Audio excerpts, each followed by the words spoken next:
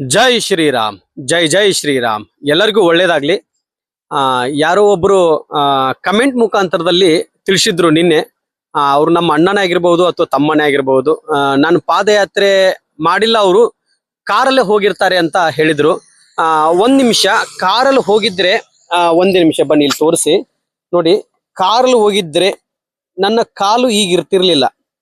ಅವರು 5563 ಕಿಲೋಮೀಟರ್ ಹೋಗಿದಾರ ಅಂತ ಒಂದು ಡೌಟ್ ಅಲ್ಲಿ ಕೇಳಿದ್ರಂತೆ. ನೋಡಿ ಯಾವ ರೀತಿಯಾಗಿದೆ ಕಾಲು, ನೀವೇ ನೋಡ್ತಾ ಇದ್ದೀರಾ. ಕಾಲೆಲ್ಲ ತೂತು ತೂತು ತೂತು ತೂತು. ಯಾಕಂದ್ರೆ ನನ್ನ ಮಾತು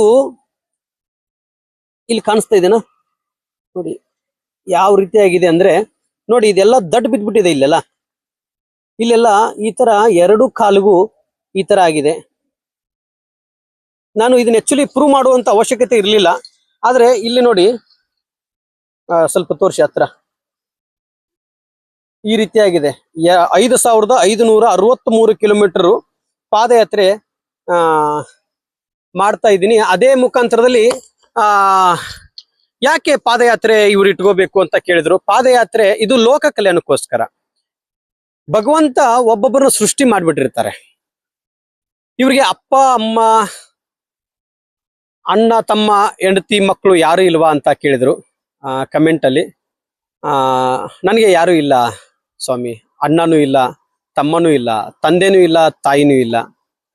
ನನಗೆ ಲೋಕದಲ್ಲಿ ಇರ್ತಕ್ಕಂಥ ಇವರೇ ನನಗೆ ತಂದೆ ತಾಯಿಂದಿರು, ನೀವೇ ನನಗೆ ಅಣ್ಣ ತಮ್ಮಂದಿರು, ನೀವೇ ನನಗೆ ಅಕ್ಕ ತಂಗಿಂದಿರು. ನಮಗೆ ಒಬ್ರು ಅಕ್ಕ ಇದ್ದಾರೆ, ಅವ್ರಿಗೆ ಮದುವೆ ಆಗಿದೆ. ನಾನು ಅಂತ ಇವತ್ತು ನನ್ನ ಪ್ರಪಂಚ ಅಂದ್ರೆ ಲೋಕವೇ ನನ್ನ ಪ್ರಪಂಚ ಆಗಿದೆ.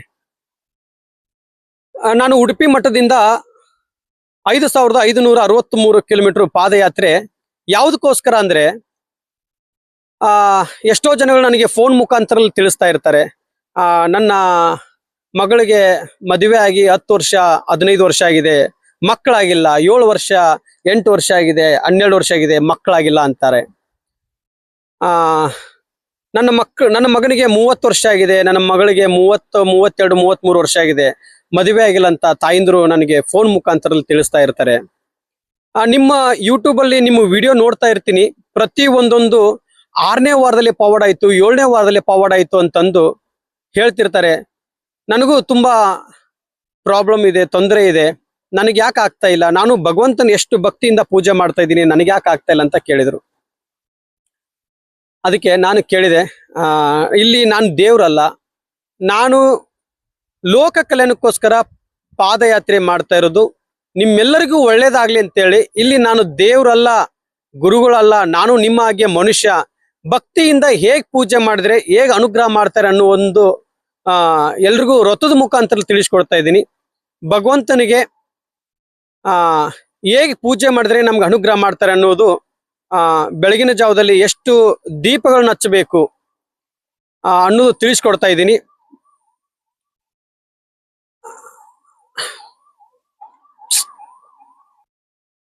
ಅದಕ್ಕೆ ದಯವಿಟ್ಟು ನಾನು ಎಲ್ಲಿಂದ ಬಂದಿದ್ದೀನಿ ವಿಡಿಯೋಗಳನ್ನು ನೋಡಿ. ಉಡುಪಿ ಮಠದಿಂದ ಹೇಗೆ ಬಂದೆ, ಪ್ರತಿ ಒಂದೊಂದು ಪ್ರೂಫ್ ಇದೆ. ವಿಡಿಯೋ ನೋಡ್ಕೊಂತ ಹೋಗಿ. ಸುಮ್ಮನೆ ಒಬ್ಬರ ಬಗ್ಗೆ ಗೊತ್ತಿಲ್ಲದ ಕಮೆಂಟ್ ಹಾಕೋದು ತುಂಬಾ ದೊಡ್ಡ ತಪ್ಪು. ಅವ್ರ ಬಗ್ಗೆ ತಿಳ್ಕೊಳ್ಳಿ ಫಸ್ಟು. ಸುಮ್ಮನೆ ನೋಡಿ ಕೆಟ್ಟದಾಗಿ ಕಮೆಂಟ್ ಮಾಡೋಕ್ಕಿಂತ ಮುಂಚಿತವಾಗಿ ಅವರು ಪಾದಯಾತ್ರೆ ಮಾಡಿದಾರೋ ಇಲ್ವೋ ಅದನ್ನೆಲ್ಲ ತಿಳ್ಕೊಳ್ಳಿ. ಉಡುಪಿ ಮಠದಿಂದ ಮಂತ್ರಾಲಯದಿಂದ ಒರಿಸ್ಸಾ, ಪೂರಿ ಜಗನ್ನಾಥದಿಂದ ಇವಾಗ ಕಾಶಿಗೆ ಬಂದಿದ್ದೀನಿ. ಈಗ ಕಾಶಿ ಹತ್ರ ಇದ್ದೀನಿ, ಕಾಶಿಗೆ ಹೋಗ್ತಾ ಇದ್ದೀನಿ, ಇನ್ನೂ ತಲುಪಿಲ್ಲ. ಅಲ್ಲಿಂದ ಕಾಶಿಯಿಂದ ಅಯೋಧ್ಯೆಯಿಂದ ಬೃಂದಾವನದಿಂದ ಕಾಟುಶ್ಯಾಮಿಂದ ರಾಜಸ್ಥಾನ ಆಗುತ್ತೆ. ಅದು ಅಲ್ಲಿಂದ ಮತ್ತೆ ಕೇದಾರ್ನಾಥ್, ಬದ್ರಿನಾಥ್. 5563 ಕಿಲೋಮೀಟರ್. ಇದೆಲ್ಲ ಭಗವಂತನ ಆಶೀರ್ವಾದ, ರಾಯರ ಆಶೀರ್ವಾದ, ನಿಮ್ಮೆಲ್ಲರ ಆಶೀರ್ವಾದದಿಂದ ನಾನು ನಡ್ಕೊಂಡು ಬಂದಿರೋದು. ಅದೇನೋ ಗೊತ್ತಿಲ್ಲ, ದೈವ ಶಕ್ತಿ. ಯಾಕಂದ್ರೆ ದೇವ್ರು ಇಲ್ಲ ಅನ್ನೋರಿಗೆ ಈ ಮಾತು ಹೇಳ್ತಾ ಇದ್ದೀನಿ. ದಯವಿಟ್ಟು ಭಗವಂತ ಇರುವುದು ಸತ್ಯ, ರಾಯರು ಇರುವುದು ಸತ್ಯ. ನಾನು ಒಂದು ಈ ಮಾತು ಹೇಳೋದಕ್ಕೆ ಇಷ್ಟಪಡ್ತೀನಿ. ಇಲ್ಲಿ ರಾಯರು ಇಲ್ಲ ಅನ್ನುವವ್ರಿಗೆ ದಯವಿಟ್ಟು ನಾನು ಒಂದು ಅಗ್ನಿಯಲ್ಲಿ ನಿಂತ್ಕೊಂಡು ಹೇಳಂದ್ರು ಹೇಳ್ತೀನಿ. ಯಾಕೆ ಅಂದ್ರೆ ರಾಯರು ಇರುವುದು ಸತ್ಯ, ರಾಯರಿದ್ದಾರೆ ರಾಯರಿದ್ದಾರೆ ರಾಯರಿದ್ದಾರೆ, ರಾಯರ ಹೆಸರನ್ನು ಹೇಳಿಕೊಂಡು ಇಲ್ಲಿವರೆಗೂ ಬಂದಿದ್ದೀನಿ, ನನಗೇನೂ ಆಗಿಲ್ಲ. ಯಾಕಂದ್ರೆ ಪ್ರತಿ ಇಂಚಲ್ಲೂ ಪ್ರತಿ ಕ್ಷಣದಲ್ಲೂ ರಾಯರು ನನ್ನನ್ನ ಆಶೀರ್ವಾದದಿಂದ, ನಿಮ್ಮೆಲ್ಲರ ಆಶೀರ್ವಾದದಿಂದ ಇಲ್ಲಿವರೆಗೂ ಬಂದಿದ್ದೀನಿ. ನನಗೇನು ಆಗಿಲ್ಲ, ಏನೂ ಆಗುವುದಕ್ಕೂ ಬಿಡುವುದಿಲ್ಲ. ಯಾಕಂದ್ರೆ ನೀವೆಲ್ಲರೂ ನಿಮ್ಮ DSS ಗುರುಗಳು ನಡೆಯುವಂತ ದಾರಿ ಹೂವಿನಂಗೆ ಸಾಗಲಿ ಅಂತ ಹೇಳಿದಿರ. ನಿಮ್ಮೆಲ್ಲರ ಆ ಧ್ವನಿ ಮುಖಾಂತರದಲ್ಲಿ ಆ ಧ್ವನಿನೇ ಭಗವಂತನಿಗೆ ಸಲ್ಲಿದೆ ಅನಿಸ್ತಾ ಇದೆ. ನನ್ನ ಕಾಲು ಈ ತರ ಆಗಿದೆ ಹೊರತು ನೋಡಿ ಈ ತರ ಆಗಿದೆ, ಬಟ್ ನನಗೇನು ಆಗಿಲ್ಲ. ಆದ್ರೆ ಕಾಲು ಎಲ್ಲ ಇದು ಪಾದಯಾತ್ರೆ ಮಾಡಿಲ್ಲ ಅಂತ ಹೇಳ್ತಾರಲ್ಲ, ದಯವಿಟ್ಟು ನಾನು ಈ ತರ ಕಾಲು ತೋರಿಸಿದೀನಿ ಅಂತಂದು ಬೇಜಾರು ಮಾಡ್ಕೋಬೇಡಿ. ಕಾಲು ಯಾಕಂದ್ರೆ ಒಬ್ರು ಕಮೆಂಟ್ ಮುಖಾಂತರದಲ್ಲಿ ಅವ್ರಿಗೆ ಏನೂ ಆಗಿಲ್ಲಲ್ಲ ಅಂತಂದ್ರು, ಆ ಮುಖಾಂತರದಲ್ಲಿ ನಾನು ತೋರಿಸಿದ್ದೀನಿ ಅಷ್ಟೇ. ಆದ್ರೆ ನನಗೇನು ಆಗಿಲ್ಲ. ನಾನು ಬಂದಿರೋದು ಇನ್ನೂ ಒಂದ್ಸತಿ ಹೇಳ್ತಾ ಇದ್ದೀನಿ, ಲೋಕ ಕಲ್ಯಾಣಕ್ಕೋಸ್ಕರ ಎಲ್ಲ ರೈತರಿಗೆ. ಯಾಕಂದ್ರೆ ನಾನು ಒಬ್ಬ ರೈತರ ಮಗ. ಮಳೆ ಬೆಳೆ ಚೆನ್ನಾಗಿ ಕೊಟ್ಟು ಕಾಪಾಡ್ಲಿ. ನನ್ನ ಅಕ್ಕ ತಂಗಿಂದಿರಿಗೆ ಮದುವೆ ಆಗಿ ಅವ್ರಿಗೆ ಮದುವೆ ಆಗ್ಲಿ, ಅದೇ ರೀತಿಯಾಗಿ ಯಾರಿಗೆ ಮದುವೆ ಆಗಿ ಅವ್ರಿಗೆ ಮಕ್ಕಳಾಗಿಲ್ಲೋ ಅವ್ರಿಗೆಲ್ಲರಿಗೂ ಸಂತಾನ ಭಾಗ್ಯ ಆಗ್ಲಿ ಅಂತ ಹೇಳಿ ಪಾದಯಾತ್ರೆ ಮಾಡ್ತಾ ಇದ್ದೀನಿ. ಯಾರು ಅನಾರೋಗ್ಯದಿಂದ ಬಳಗ್ತಾ ಇದಾರೋ ಅವ್ರಿಗೆಲ್ಲರಿಗೂ ಭಗವಂತ 100 ವರ್ಷ ಸುಖ ಶಾಂತಿ ನೆಮ್ಮದಿ ಕೊಟ್ಟು ಕಾಪಾಡ್ಲಿ. ಇದು ನಂದು ಬಂದಿರೋದು ಒಂದೇ ಒಂದು ಉದ್ದೇಶ, ಲೋಕ ಕಲ್ಯಾಣಕ್ಕೋಸ್ಕರ. ಕಲಬುರ್ಗಿ ಜಿಲ್ಲೆಯಲ್ಲಿ ಜೇವರಿಗೆ ಹೋಗೋ ರೂಟಲ್ಲಿ ರಾಮನ ಮಠ ಕಟ್ತಾ ಇದ್ದೀನಿ. 10 ಎಕರೆ ಜಮೀನನ್ನು ಕೊಂಡ್ಕೊಂಡಿದ್ವಿ. ಅದು ನಿಮ್ಮೆಲ್ಲರ ಆಶೀರ್ವಾದದಿಂದ. ಅಲ್ಲಿ ನಾನು ಅಳಿಸಿ ಹೋಗುವಂತ ವ್ಯಕ್ತಿ ಇಲ್ಲಿ, ನಾನು ಶಾಶ್ವತವಾಗಿ ಉಳಿಯಲ್ಲ. ಇಲ್ಲಿ ಸನಾತನ ಧರ್ಮ, ರಾಮನ ಮಠ, ಅಲ್ಲಿ ಕಲ್ಯಾಣ ಮಂಟಪ ಕೂಡ ಕಟ್ಟಿಸ್ತಾ ಇದೀವಿ. ಆ ಕಲ್ಯಾಣ ಮಂಟಪ ನನ್ನ ಅಕ್ಕ ತಂಗಿ ಅಣ್ಣ ತಮ್ಮಂದಿರ ಮದುವೆ ಅಲ್ಲಿ ಒಂದು ಉಚಿತವಾಗಿ, ಆದ್ರೆ ಭಗವಂತ ಶಕ್ತಿ ಕೊಡ್ಲಿ, ನಿಮ್ಮೆಲ್ಲರ ಆಶೀರ್ವಾದದಿಂದ ಅಲ್ಲಿ ಒಂದು ಕಲ್ಯಾಣ ಮಂಟಪ ಕೂಡ ಕಟ್ತಾ ಇದ್ದೀನಿ. ಅಲ್ಲಿ ಉಚಿತವಾಗಿ ನನ್ನ ಅಕ್ಕ ತಂಗಿಂದಿರಾಗ್ಲಿ, ನನ್ನ ಅಣ್ಣ ತಮ್ಮಂದಿರಾಗ್ಲಿ ಅಲ್ಲೇ ಮದುವೆ ಆಗ್ಲಿ. ದಿನನಿತ್ಯ ದಾಸೋಹ ಇರುತ್ತೆ, ಗೋಶಾಲೆ ಇರುತ್ತೆ. ರಾಮನ ಮಂದಿರ, ಬಾಲರಾಮ 2ನೇ ಅಯೋಧ್ಯ ಅಂತ ಹೇಳ್ಬೋದು. ದಕ್ಷಿಣ ಭಾರತದ ರಾಮನ ಮಂದಿರ ಅಂತ ಹೇಳ್ಬೋದು. ತಮಿಳುನಾಡು, ಕರ್ನಾಟಕ, ಆಂಧ್ರ, ಮಹಾರಾಷ್ಟ್ರ, ದಕ್ಷಿಣ ಭಾರತದ 2ನೇ ಅಯೋಧ್ಯ ತುಂಬಾ ಅದ್ಭುತವಾಗಿ ಬರ್ತಾ ಇದೆ. ನಿಮ್ಮೆಲ್ಲರ ಪ್ರೀತಿ ವಿಶ್ವಾಸದಿಂದ, ನಿಮ್ಮೆಲ್ಲರ ಆಶೀರ್ವಾದದಿಂದ, ಭಗವಂತನ ಆಶೀರ್ವಾದದಿಂದ, ಗುರು ರಾಘವೇಂದ್ರ ಸ್ವಾಮಿಯವರ ಆಶೀರ್ವಾದದಿಂದ ಅಲ್ಲಿ ರಾಮನ ಮಂದಿರ ಕಟ್ತಾ ಇದ್ದೀವಿ. ಮುಂದಿನ ಸಂಚಿಕೆಯಲ್ಲಿ ಎಲ್ಲ ಪ್ರತಿಯೊಂದೊಂದು ತಿಳಿಸ್ತಾ ಹೋಗ್ತಾ ಇರ್ತೀನಿ.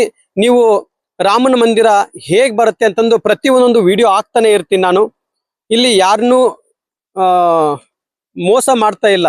ಯಾಕಂದ್ರೆ ಅಲ್ಲಿ ಏನ್ ನಡೀತಾ ಇದೆ ಪ್ರತಿಯೊಂದೊಂದು ವಿಡಿಯೋ ಮುಖಾಂತರ ನಾವು ಹಾಕ್ತಾ ಇರ್ತೀವಿ. ದಯವಿಟ್ಟು ಆ ವೆಬ್ಸೈಟ್ ಅಲ್ಲಿ ಹೋಗಿ ನಿಮಗೆ ಗೊತ್ತಾಗುತ್ತೆ. www.DSS ಮಠ ಅಂತ ಹೇಳಿ, DSS ಗುರುಜಿ ರಾಮರವರ ಸೇವಾ ಟ್ರಸ್ಟ್ ಕೂಡ ಓಪನ್ ಆಗಿದೆ.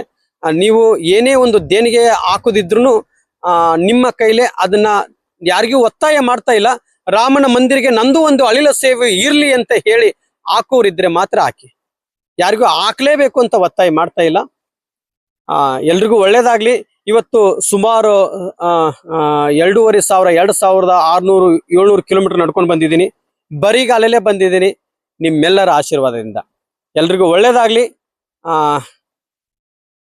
ಶ್ರೀರಾಮ್ ಇನ್ನೂ ಹೆಚ್ಚಿನ ರೀತಿಯಾಗಿ ಆ ಶಕ್ತಿ ಕೊಟ್ಟು ಕಾಪಾಡ್ಲಿ ಅಂತೇಳಿ, ಗುರು ರಾಘವೇಂದ್ರ ಸ್ವಾಮಿಯವರು ಕಾಪಾಡ್ಲಿ ಅಂತ ಹೇಳಿ, ಭಗವಂತನ ಪಾದವನ್ನು ಹಿಡಿದು, ಗುರು ರಾಘವೇಂದ್ರ ಸ್ವಾಮಿಯವರ ಪಾದವನ್ನು ಹಿಡಿದು ನಾನು ಇಲ್ಲಿವರೆಗೂ ಪಾದಯಾತ್ರೆ ಮಾಡ್ತೀನಿ.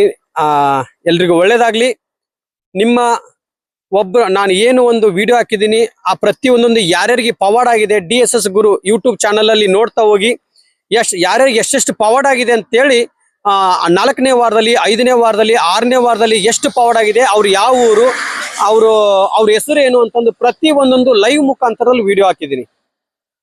ಇಷ್ಟೆಲ್ಲ ಪ್ರೂಫ್ ಕೊಟ್ಟಿದ್ದೀನಿ ನಿಮ್ಮ ಮುಂದ್ಗಡೆ. ನೋಡಿ, ಅವ್ರ ಬಗ್ಗೆ ತಿಳ್ಕೊಳ್ಳಿ. ನಾನು ವಿಡಿಯೋ ಮಾಡ್ತಾ ಇರೋದು ನನ್ನ ಲೈಕ್ಗೋಸ್ಕರ, ಕಮೆಂಟ್ಗೋಸ್ಕರ ಅಲ್ಲ. ಇಲ್ಲಿ ಎಲ್ಲೇ ಪವಾಡ ಆಗಿದೆ, ರಾಯರಿ ಎಷ್ಟು ಅದ್ಭುತವಾಗಿ ಪವಾಡ ಮಾಡ್ತಾ ಇದಾರೆ ಅಂತ ಅನ್ನೋದು ವಿಡಿಯೋ ಮುಖಾಂತರ ತಿಳಿಸ್ಕೊಟ್ಟಿದ್ದೀನಿ. ಇಲ್ಲಿ ಪವಾಡ ಆಗಿದೆ, ಅವ್ರಿಗೆಲ್ಲರಿಗೂ ಪವಾಡ ಆಗಿದೆ, ನಿಮ್ಗೂ ಕೂಡ ಪವಾಡ ಆಗ್ಲಿ. ನೀವೆಲ್ಲರೂ ಮಂತ್ರಾಲಯಕ್ಕೆ ಹೋಗ್ರಿ, ರಾಯರ ಆಶೀರ್ವಾದವನ್ನು ಪಡ್ಕೊಂಡು ಬನ್ನಿ. ಅಲ್ಲಿರ್ತಕ್ಕಂಥ ಗುರುಗಳ ಆಶೀರ್ವಾದವನ್ನು ಪಡ್ಕೊಂಡು ಬನ್ನಿ. ಅಲ್ಲಿ ಗುರುಗಳು ನಿಮ್ಗೇನು ಮಂತ್ರಾಕ್ಷತೆಯನ್ನು ಕೊಡ್ತಾರೆ, ಅದೇ ಮುಖಾಂತರದಲ್ಲಿ ನಿಮ್ಮ ಮನೆಗೆ ರಾಯರು ಬರ್ತಾರೆ. ಎಲ್ರಿಗೂ ಒಳ್ಳೇದಾಗ್ಲಿ.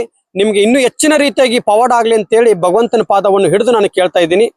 ಜೈ ಶ್ರೀರಾಮ್, ಜೈ ಜೈ ಶ್ರೀರಾಮ್. ಈ ಒಂದು ಮಧ್ಯ ಕಾಡಿನ ಒಳಗಡೆ ನಿಂತ್ಕೊಂಡು ಬಂದು ನಾನು ಹೇಳ್ತಾ ಇದ್ದೀನಿ, ರಾಯರಿದ್ದಾರೆ, ರಾಯರಿದ್ದಾರೆ, ರಾಯರಿದ್ದಾರೆ. ಪೂಜ್ಯಾಯ ರಾಘವೇಂದ್ರಾಯ ಸತ್ಯ ಧರ್ಮ ರಥಾಯ ಚ ಭಜತಾಂ ಕಲ್ಪವೃಕ್ಷಾಯ ನಮತಾಂ ಕಾಮಧೇನುವೆ. ರಾಯರಿದ್ದಾರೆ, ರಾಯರಿದ್ದಾರೆ, ರಾಯರಿದ್ದಾರೆ. ಜೈ ಶ್ರೀರಾಮ್, ಜೈ ಜೈ ಶ್ರೀರಾಮ್, ಜೈ ಶ್ರೀರಾಮ್, ಜೈ ಜೈ ಶ್ರೀರಾಮ್. ರಾಯರಿದ್ದಾರೆ, ಅಲ್ಲೂ ರಾಯರಿದ್ದಾರೆ, ಇಲ್ಲೂ ರಾಯರಿದ್ದಾರೆ, ಎಲ್ಲೆಲ್ಲೂ ರಾಯರಿದ್ದಾರೆ. ಜೈ ಶ್ರೀರಾಮ್, ಜೈ ಜೈ ಶ್ರೀರಾಮ್.